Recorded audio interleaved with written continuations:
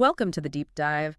Today, we're really getting into it, looking at this constant battle, Yeah. between human rationality and, well, our weird attraction to ideas that just don't hold water. Yeah, and we've got some great sources here. Analyses covering skepticism, why people believe strange things, denial. It's quite a stack. Our mission today is basically to unpack that. Why do we cling to irrationality, even fight for it? And it's serious stuff. Mhm. The sources argue that reason isn't just like a nice-to-have intellectual skill. It might actually be crucial for our survival. How so? Well, it's framed as our main defense against these really intense, dangerous mass movements that are driven purely by emotion. So skepticism isn't just being negative. It's like the organized defense of clear thinking against, well, organized unclear thinking. That really raises the stakes. And there's this perfect little story from one of the authors that sums up the challenge. He's asked about his skepticism. All right, the question was, why should we believe anything you say? And the answer, just 2 words. You shouldn't. Exactly. Which brings us right to the core idea for you, the listener, today. It's the principle behind this whole deep dive, cogitatude. Think for yourself. That's the bottom line. Okay, so if we're going to think for ourselves, we need the right tools. If reason's the goal, what's the method? What are we actually supposed to be using? Well, the skeptical approach starts with a really clear definition of science. Uh-huh. And it's not just a pile of facts, right?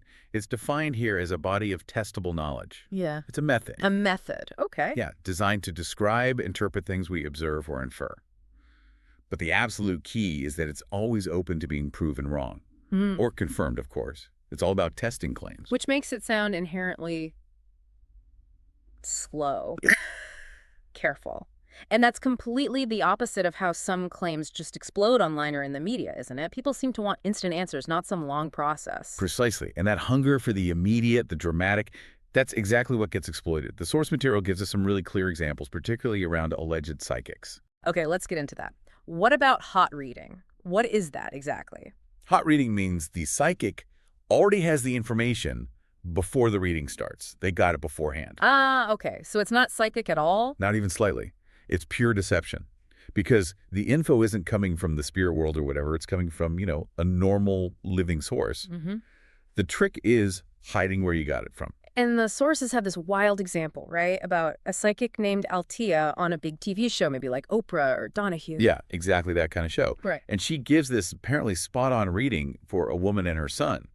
The audience is just floored, looks totally real. But what the cameras didn't show, or rather what got edited out, was the limo ride to the studio. The psychic, the woman, and her son all rode together. Oh, no. Oh, yes. And they chatted the whole way. The woman and son basically spilled all the details Althea needed for the amazing reading, all the hot info. And the producers just cut that part. Vanished. Oh. Edited right out. Yeah. So on TV, it looks like a miracle. Behind the scenes, just a setup. A total meaty con job, really. That's pretty bad. Okay, so then there's cold reading. That sounds sneakier, maybe. Gathering info on the spot. It is, in a way. Cold reading relies on observation, making smart guesses, playing probabilities. A skilled cold reader, the sources mentioned James Van Praagh as an example, watches everything. Body language, clothes, jewelry, reactions. How they react to general statements. Exactly. They throw out vague stuff, maybe about health or relationships, and see what gets a reaction. Then they narrow it down. The person receiving the reading often does half the work, fitting the general statement to their own life. And Van Praagh had that really famous session, the one where he supposedly nailed the name of a dead son, Kevin. That sounds hard to fake. It sounds incredible, right? A direct hit. But the context is key. The source points out this session went on for 11 hours. 11 hours. With breaks. And during one of those breaks, an observer noticed something. The mother, the one whose son was named Kevin, she was wearing this big, heavy ring on a necklace. Okay. And etched right onto it, plain as day, the letter K. You're Nope. After 11 hours, with multiple chances to see it, maybe even subconsciously during a break, Van Praagh suddenly comes up with Kevin. He denied seeing the ring, naturally. But it's a classic example of how cold reading can look miraculous by using subtle clues and opportunity. Wow. So these examples really show how pseudoscience taps into our mental shortcuts, right? Right. We want certainty. We want simple answers. We hate things being messy or ambiguous. Totally. We're pattern-seeking creatures, as they say. We look for connections, for meaning, even if it's just random noise. And once we think we found a pattern, even a fake one, we latch onto it emotionally. Yeah, it becomes our pattern. This really comes through in that personal story the sources share about the cyclist, John Arena. This guy's doing incredible endurance feats, like biking across America. Record-breaking stuff, yeah. And he puts it all down to what he calls weird stuff, just this bizarre list of things. Oh, this is amazing. It's almost comical. Mega vitamins mixed with iridology. Iridology. That's Thanks. looking at the iris of your eye, right? Yeah, he thought these little green spots in his eye meant he had kidney problems, which, isn't how that works. Plus mud baths and that crazy fasting drink. Oh, the water, cayenne pepper, garlic, and lemon thing? Yes, which he admitted made him super sick. Violently ill, the source says. And he kept drinking it? Kept drinking it. And he had a negative ion generator in his bedroom, too. What did that even do? Mostly just turned his walls black with dust. Seriously. Okay, maybe turning your walls black isn't the pinnacle of health technology, but the point is he believed in all this stuff even when it was clearly useless or actively harmful, like making him sick. Exactly. It shows how powerful the story can be. The story of the secret edge, the special method, the actual evidence becomes secondary to the belief. So if one person can get that committed to, well, cayenne garlic water and dusty walls, what happens when that kind of thinking gets organized? When it becomes a group thing? That's the crucial leap, and it brings us straight into these organized battles over what's true. The sources spend a lot of time on creationism, tracking its tactics through the 20th century. What was the first big push? The legal strategy, right, trying to use the courts. Yes, what the sources call a top-down approach. 3 main attempts, basically. First, try to just ban teaching evolution altogether. Think Scopes monkey trial, 1925. That didn't work out long-term. Okay, attempt 1 failed. What next? Attempt 2, demand equal time for the biblical account, the Old Testament story, in science classes. Courts didn't go for that either. Separation of church and state and all that. Right, so the third try was kind of clever, wasn't it? Trying to relabel religion as science. Exactly. They coined the term creation science and argued it deserved equal time alongside evolution science, trying to get around the First Amendment issue by calling it science. But that didn't fly either. Nope. The Supreme Court shut that down pretty decisively in 1987, a Louisiana case. The vote was 7-2 against treating religious doctrine as science in public schools. The top-down legal route basically hit a dead end. And a key argument they used, scientifically speaking, was this idea of irreducible complexity, like the human eye. They argued it's too complex to have evolved, take one part away, and it fails, so it must have been created all at once. It does sound convincing. It does. It plays on that desire for simplicity again. It's complicated, therefore God. But science completely takes that apart. It shows the step-by-step evolution. How does that work for the eye? Well, it starts simple, like just a patch of cells sensitive to light. No image, just light or dark. Okay, basic. Then maybe that patch gets indented like a little cup. Yeah. Now it can tell direction a bit better, where the light's coming from. Ah, getting more useful. Then maybe the opening gets smaller, like a pinhole camera. Sharper focus. Yeah. And eventually you get lenses, irises, the whole complex mammalian eye we have.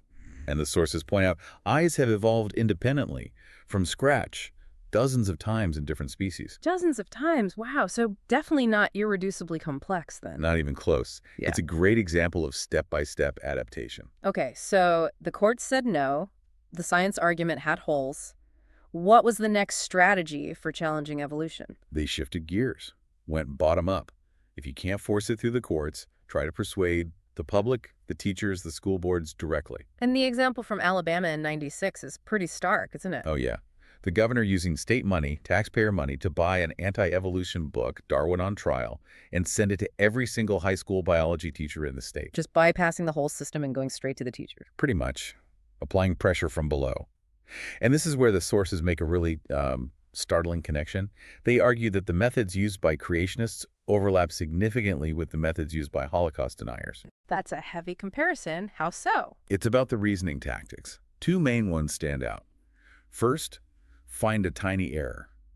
A minor mistake in a historical account, a typo in a scientific paper, a misremembered date. Okay, everyone makes small mistakes. Right, but then they blow it up. They argue, see, this expert got this tiny detail wrong. Therefore, their entire field, all of evolutionary biology, all of Holocaust history, is unreliable and probably false. It's a massive leap in logic, attacking the whole structure because of one loose brick. Exactly. The second tactic is quoting out of context. They'll find a quote from a respected scientist, maybe Stephen Jay Gould, talking about a specific debate within evolution, or even a quote from a Nazi official. Okay. And they twist it. They present it as if that expert secretly agrees with their fringe denialist view, taking nuance or internal debate and presenting it as a rejection of the whole thing. So, applying that to Holocaust denial, what are the core claims the sources identify? The main points are typically denying there was an intentional race-based plan for genocide, claiming the gas chambers weren't used for mass murder or didn't exist as described, and arguing the death toll was far, far lower than the accepted figure of around 6 million. And there was that incident with the Japanese magazine Marco Polo. Yeah, Marco Polo. In 1995, they published an article that was essentially Holocaust denial. The backlash was immediate and intense. What happened? Major advertisers just pulled out instantly. An economic boycott that hit hard and fast. Within days, the magazine had to retract the article. They fired people. The president resigned. Wow. So sometimes the pushback isn't academic debate. It's just market forces reacting to something seen as beyond the pale. It can be, especially when dealing with claims that touch such raw historical nerves. But for the denial claims themselves, especially the numbers, the sources pose a very simple, powerful question. Which is? If 6 million Jews weren't killed in the Holocaust, where did they go? Right. I mean, millions of people don't just vanish without a trace or suddenly pop up elsewhere. Exactly. The idea that they all secretly emigrated to, Siberia or Kalamazoo, Michigan, as one source dryly puts it, it's just preposterously impossible. The demographic and historical evidence is overwhelming, even if scholars debate minor details. Okay, so this brings us back to the why. Why do people, even smart, educated people, get drawn into these elaborate denials or pseudosciences? It can't just be lack of information. No, it's often not about intelligence at all. It goes deeper. The sources suggest it's tied to our fundamental human need to find meaning, to see patterns, to create narratives that make sense of a world that often feels random and chaotic. And that search for meaning can even start to blur the lines of what we consider real, right? Like that Persig's paradox idea from Zen and the art of motorcycle maintenance that the sources bring up. Yeah, it's such a neat philosophical knot. Persig points out we use scientific laws, like physics, to say ghosts aren't real because they have no matter or energy. Okay, makes sense. But then he asks, what about the laws of physics themselves? Gravity, thermodynamics, Yeah. do they have matter or energy? No, I guess they don't. They're concepts, descriptions. Exactly. So if they only exist in our minds, Persig playfully asks, aren't they a kind of ghost too? It forces you to really grapple with what real means beyond just physical stuff. And that ambiguity, that's fertile ground for belief systems that science might dismiss. It creates an opening. And that leads right into probably the biggest psychological mechanism at play here, which the sources really emphasize: confirmation bias. Oh, absolutely central. This is our built-in tendency to look for, notice, remember, and interpret information in a way that confirms what we already believe or suspect. We filter reality to fit our expectations. Pretty much. It's like wearing confirmation-tinted glasses. The Darley and Gross study is the classic illustration. Tell us about that one. Okay, so evaluators watch a video of a young girl taking a test. Same video for everyone. But half are told she comes from a high socioeconomic background. The other half are told she's from a low socioeconomic background. So they have different expectations going in. Right. High SES, expect her to do well. Low SES, maybe expect her to struggle. And guess what? Their ratings match their expectations. Perfectly. The group that expected her to be smart rated her performance and academic ability higher. The group that expected her to struggle rated her lower. Same exact video, same objective data points. Their bias literally changed how they perceived her performance to confirm what they thought beforehand. That's unsettlingly powerful. And you can see how that explains why even really intelligent people might lend weight to fringe ideas, like the example of the Harvard professor who looked into alien abductions. Exactly. If you've had some kind of weird, maybe frightening experience you think might be an alien abduction, you're confused, maybe scared, maybe feel like you're losing your mind. Yeah, you'd be looking for answers, validation. And then suddenly, this very smart person, a professor from Harvard no less, starts investigating it seriously. Maybe even seems to believe it's possible. It makes your own experience feel real, validated. Totally. The thought process becomes, hey, wait a minute. I'm not crazy. This super smart guy at Harvard thinks this stuff is real.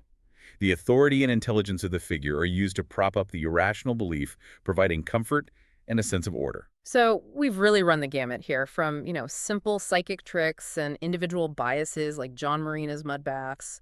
All the way up to organized denial movements like creationism and Holocaust denial and the deep psychological need for meaning that makes even smart people vulnerable. It really drives home that defending reason isn't a one-time thing. It's constant work, isn't it?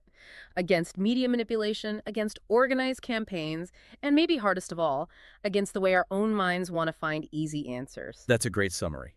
And before we finish, the sources leave us with one last really provocative thought to chew on, specifically related to the creationism debate. Okay, what's that? The point is made. If creationists truly had deep, unshakable faith in their religious beliefs, why would they need scientific validation? Why would they even care what scientists think? That's interesting. Are they saying that seeking scientific proof for faith actually shows a lack of faith? That's the question it raises for you, the listener, to consider. Is there a difference between faith that stands completely on its own versus faith that feels it needs science to back it up, to make it legitimate in the eyes of the world? Does that search for external proof maybe reveal an underlying insecurity in the faith itself? Wow. Okay, that's definitely something to mull over. A challenging thought to end on. Which brings us back full circle to our guiding principle. Creationism. Think for yourself. Thanks for joining us on this deep dive. We'll see you next time.